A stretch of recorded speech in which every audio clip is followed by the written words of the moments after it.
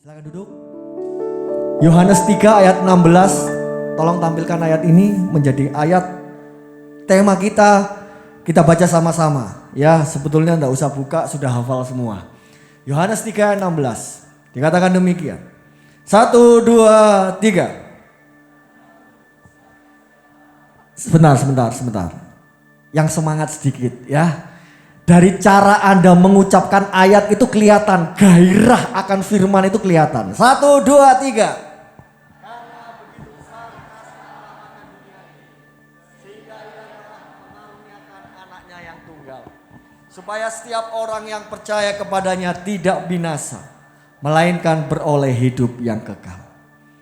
Saya senang sekali pemuda malam ini ada ibadah untuk menyambut hari Valentine yang jatuh pada hari apa ya? Valentine itu Senin 14 Februari. Seluruh dunia merayakan hari kasih sayang. Valentine pasti berbicara tentang kasih, pasti berbicara tentang cinta. Pertanyaannya sekarang, kasih yang seperti apa yang mau dirayakan? Kes ya, kamu sini Kes. Berdiri dekat saya. Sini. Menurut kamu, kasih itu apa? Kasih itu merupakan cinta yang telah Tuhan berikan kepada saya dan teman-teman semua yang ada di sini. Terima kasih Kesia. Tepuk tangan untuk Kesia.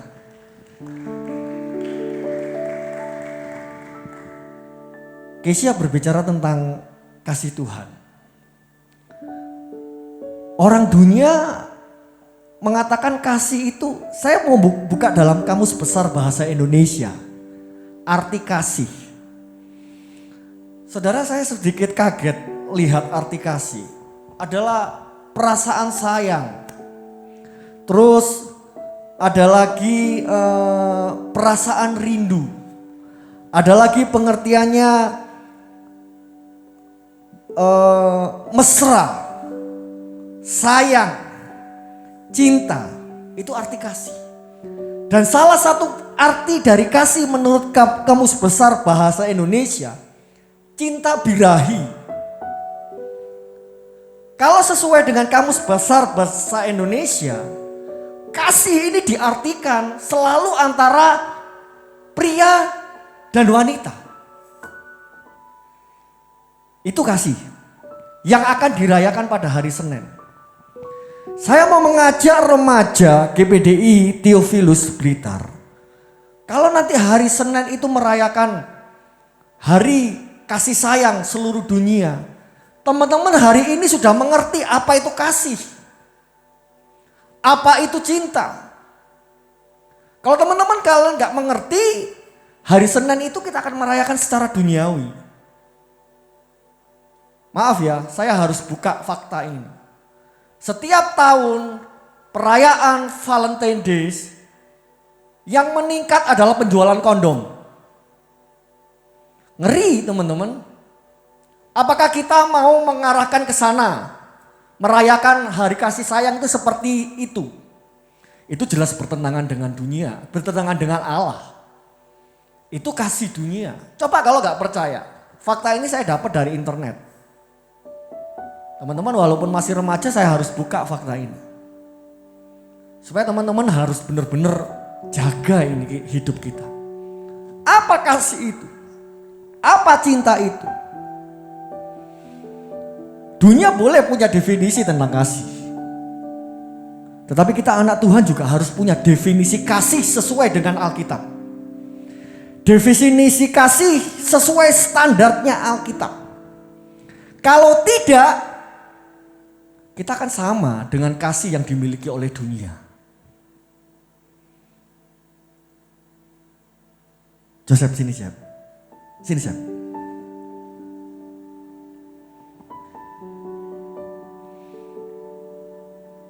Menurut kamu, ini gak ada salah, gak ada benar ya Sep ya? Simbol kasih itu apa? Kasih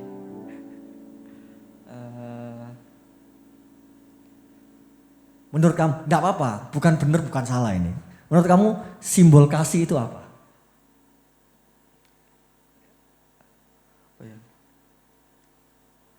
Simbolnya cinta, simbolnya kasih, itu apa?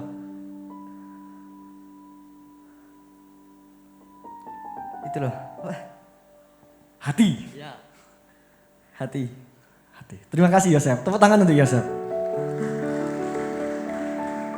Kasih selalu dilambangkan hati ya.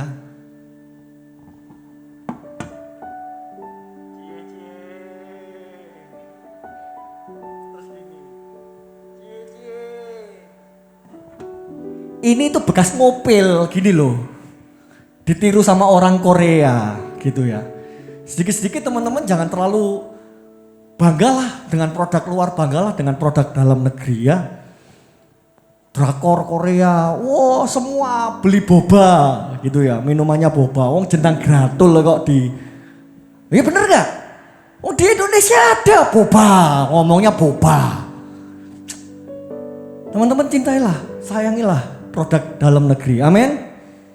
Nanti pemuda yang mau ikut boleh, lanjut habis ini.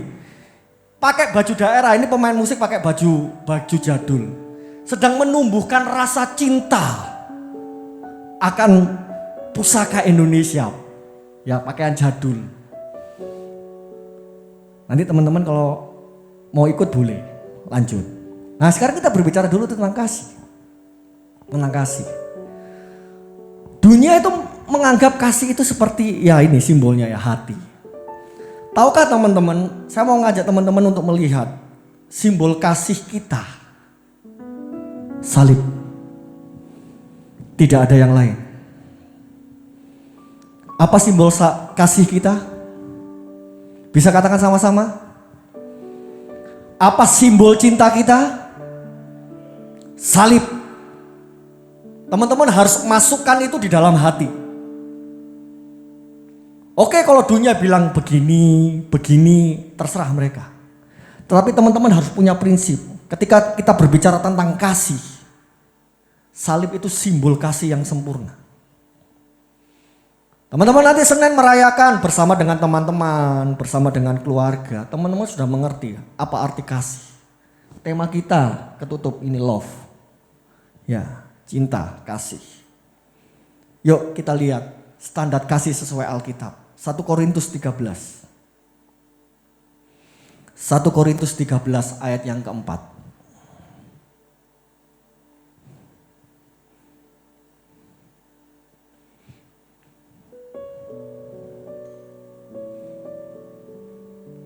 Satu Korintus 13 ayat 4. Kalimat yang pertama, katakan sampai titik koma. 1, 2, 3. Sampai di titik koma aja. 1, 2, 3. Standar Alkitab. Kasih itu sabar. Sekarang teman-teman tinggal kembalikan dalam diri sendiri. Sabar enggak teman-teman? Punya kesabaran enggak di dalam hidup ini? Sederhana. Alkitab jelas sekali. Kasih itu sabar. Yang kedua itu kasih itu murah hati. Yesus bergerak selalu didasari dengan rasa belas kasihan. Mempunyai kemurahan hati melihat orang lain tuh wah kasihan. Murah hati. Kasih itu sabar, kasih itu murah hati, ia tidak cemburu. Rasa cemburu itu menghancurkan hidup remaja. Lihat temennya punya sesuatu yang lebih baik, cemburu. Lihat temennya berprestasi, cemburu. Rasa cemburu itu akan membunuh pribadi teman-teman. Teman-teman akan melakukan, mengejar seperti yang orang lain dapat. Teman-teman usahakan bagaimana supaya bisa mendapatkannya juga. Hancur lama-lama. Itu artinya teman-teman belum hidup di dalam kasih yang sesuai standar Alkitab. tidak memegahkan diri dan tidak sombong. Hati-hati teman-teman. Loh, ayatnya gak ditampilkan. Tolong tampilkan ayatnya. 1 Korintus 13 ayat 4 dulu. Kasih itu sabar. Masih adakah kesabaran teman-teman? Remaja yang ada. Ketika ujian datang, teman-teman harus bersabar menghadapi ujian itu. Belajar itu perlu kesabaran. Betul gak teman-teman? Kalau gak sabar gak bisa. Mau instan, nyontek jatuhnya. Nyontek, dosa. Saya gak akan jelaskan lagi alasannya. Teman-teman sudah, ketika teman-teman bersekolah, saya mau katakan ya, itu pelayanan yang nyata kalian kepada Tuhan. Kalau cuman main musik, WL, singer, khotbah, itu melayani pekerjaan Tuhan. Itu hanya kepercayaan, melayani pekerjaan Tuhan. Tetapi pelayanan kalian yang sesungguhnya saat kalian ada di sekolah, saat kalian belajar, dan nilai kalian itu yang memuliakan nama Tuhan. Kalau itu teman-teman gak sadar, tunggu melayani itu di gereja, salah teman-teman. 24 jam hidup kita itu melayani Tuhan dengan tanggung jawab yang Tuhan berikan. Teman-teman punya PR, mengerjakan PR itu pelayanan bagi Tuhan. Kerjakan yang baik. Amin. Loh, gak ada amin ya. Amin. Itu perlu kesabaran. Kasih itu murah hati, ia tidak cemburu. Masih ada waktu. Ada persaingan bisnis teman-teman. Ada tukang potong buka barbershop ya. Buka sebelahan gitu ya. Satunya untuk mengundang, menarik orang masuk, dia tulis di depannya, potong rambut gratis Aqua. Sebelahnya lihat, wah banyak orang masuk karena gratis Aqua masuk ke toko A. Toko B gak mau kalah. Dia pasang iklan di depannya. Potong rambut gratis Aqua plus gratis permen. Wah, orang-orang milih yang ada permennya. Wah rame. Ke toko B, toko A lihat. Wah cemburu dia. Gak bener ini, pasang iklan. Potong rambut gratis Aqua, gratis permen, gratis gorengan. Wah, dapat gorengan. B sepi masuk ke A. Wah, yang B lihat cemburu lagi. Wah, kurang ajar ya. Ngerebut pelangganku, dia pasang iklan besar-besar. Potong rambut, gratis Aqua, gratis permen, gratis gorengan, gratis karaoke. Dipasangi karaoke di dalamnya. Wah seneng orang-orang, wah potong rambut sambil karaokean. Toko A gak terima, cemburu, wah kurang ajar. Dia pasang iklan besar-besar, potong rambut, gratis Aqua, gratis permen, gratis gorengan, gratis karaoke, pulang disangoni duit. Bangkrut lama-lama. Kenapa?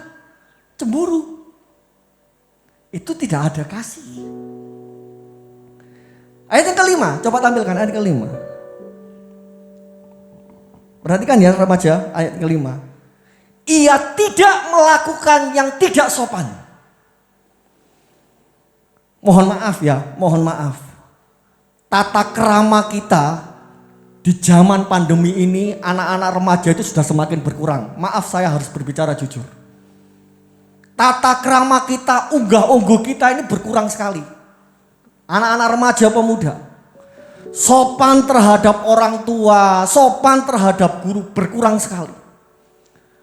Zamanan saya teman-teman, saya kaget sih, sempat kaget. Ya karena memang sistem pendidikannya seperti ini. Teman-teman berbicara kepada guru tuh kayak ngomong sama temen. Woi mister, kewaplak-keplakan gitu ya. Zaman saya dulu, Jangankan keplak, dilihat aja sudah deredek gitu. Beda teman-teman. Tapi Alkitab menuntut loh ya. Ia tidak melakukan yang tidak sopan. Jadi indikator ini dikembalikan teman-teman. Mau merayakan Valentine Senin, kalau kita nggak sabar, berarti udah keluar dari Alkitab. Apa yang kita mau rayakan hari Senin?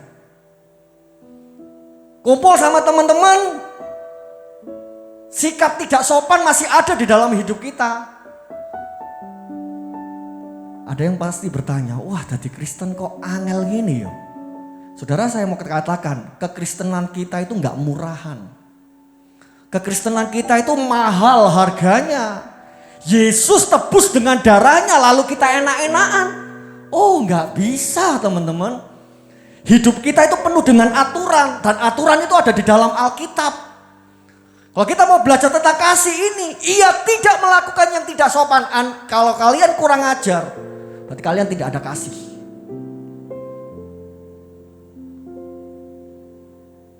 Tidak mencari keuntungan sendiri.